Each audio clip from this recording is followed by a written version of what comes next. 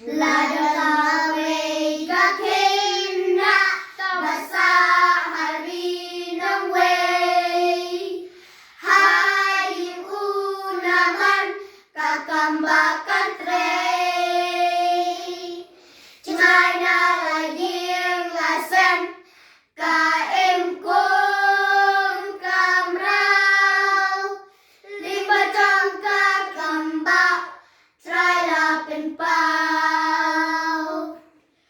Harga cing sisa tulong kibayan scam.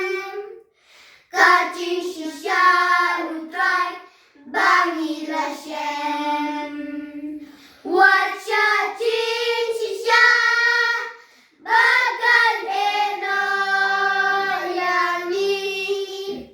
Yo bacing jot kalap yang ni.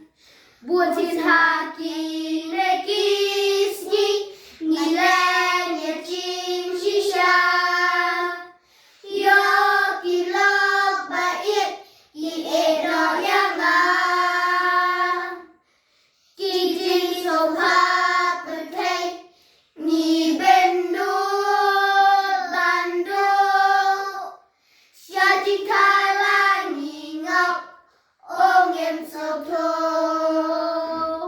Harga cing sisa tulong kibayan scam. Kajing sisa utray bangilah shem. Wacha cing sisa bagan eno yang ni. Yo bacing